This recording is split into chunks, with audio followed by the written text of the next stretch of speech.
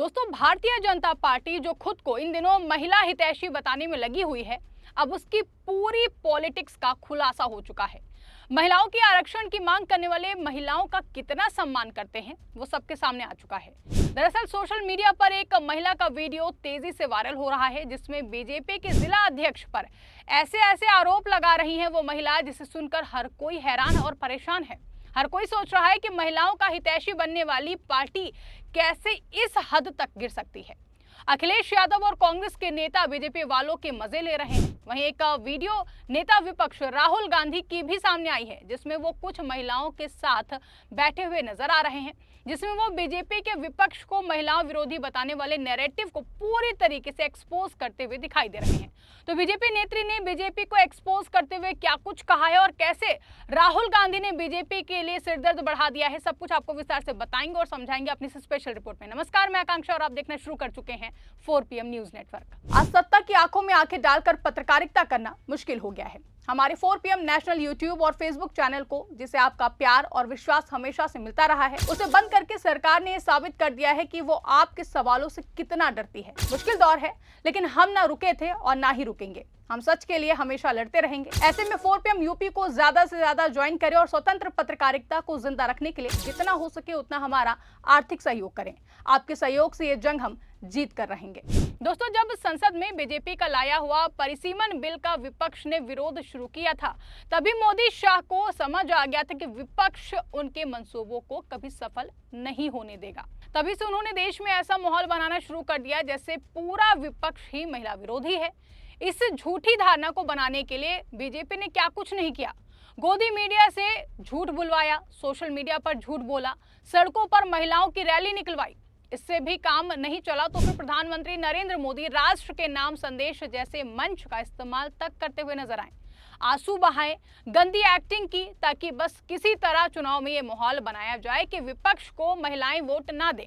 लेकिन झूठ सच नहीं बन जाता है। दैनिक भास्कर की इस रिपोर्ट के मुताबिक उत्तर प्रदेश के महोबा जिले के एक भाजपा नेत्री ने महोबा जिला अध्यक्ष मोहनलाल कुशवाहा पर बेहद ही गंभीर और संगीन आरोप लगाते हुए दावा किया है कि जिला उपाध्यक्ष पद के बदले उन पर हम बिस्तर होने का अनैतिक दबाव बनाया गया है। जी हाँ, पार्टी के पूर्व जिला मंत्री दीपाली तिवारी ने महोबा के भाजपा जिला अध्यक्ष मोहनलाल कुशवाहा पर आरोप लगाए हैं कि उसने जिला उपाध्यक्ष का पद देने के बदले उनसे हम बिस्तर होने की अनैतिक डिमांड की है।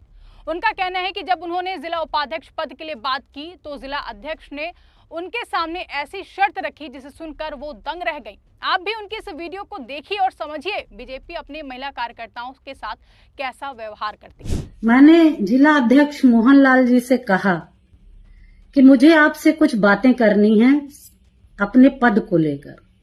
तो मोहनलाल जी ने कहा कि ठीक है, आइए बैठते हैं, बात करते हैं। इन्होंने मुझे बुलाया, मैं गई भी अपनी बात रखने के लिए, करने के लिए मैं गई भी। चूंकि मुझे भी काम कर रही थी तो आगे बढ़ने की लालसा तो हर किसी को होती है, मुझे भी थी। मोहनलाल जी ने मुझसे कहा कि दीपाली जी, मैं आपको जिला उपाध्यक्ष बना दूंगा तो आप मुझे क्या देंगे।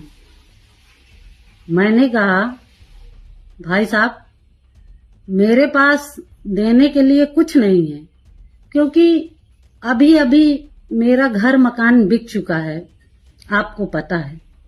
मेरे पति का भी काम धाम बंद सा चल रहा है, आपको पता है। मैं आर्थिक रूप से इतनी कमजोर हूं कि मैं आपको कुछ दे नहीं सकती।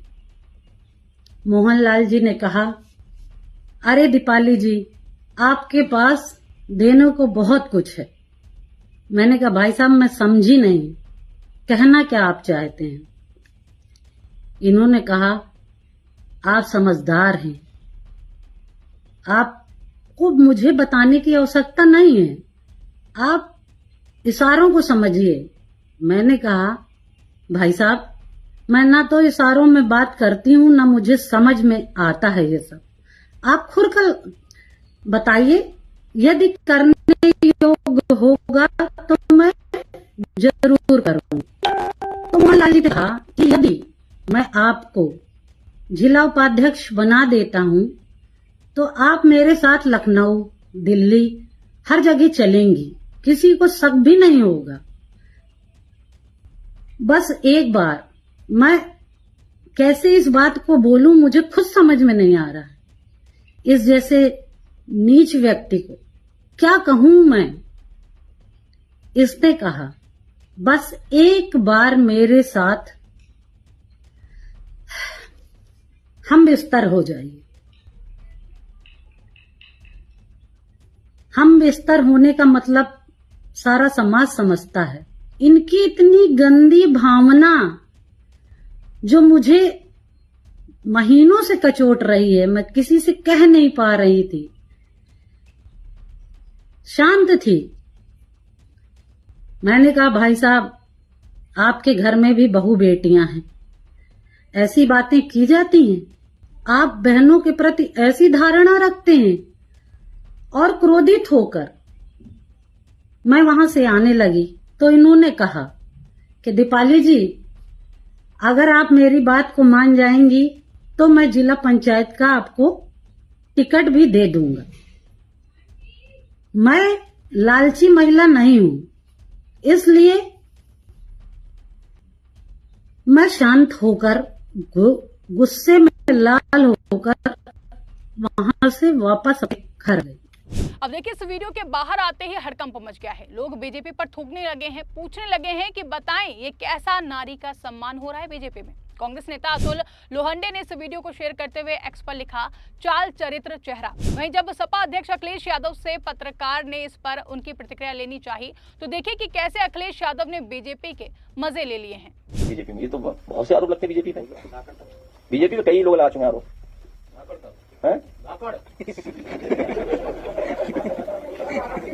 ये जानते नहीं है, लेकिन बीजेपी को ये नहीं पता था कि नाइट विजन कैमरे भी होते हैं, सीसीटीवी। अब देखिए एक और जहां बीजेपी नेत्री का वीडियो वायरल होने से बीजेपी की फजीहत हो रही थी, उसके महिला हितैषी होने की सच्चाई बाहर आ रही थी, तो इसी बीच सोशल मीडिया पर राहुल गांधी का एक वीडियो सामने आया जिसमें गर्गी कॉलेज की छात्राओं के साथ बातचीत करते हुए राहुल गांधी नजर आ रहे हैं।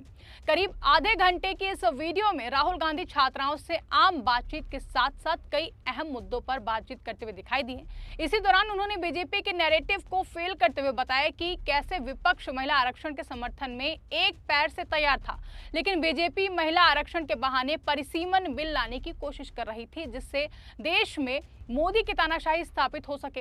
एक बार आप भी इस वीडियो को जरूर देखिए। अब सडनली ये बिल आई, राइट?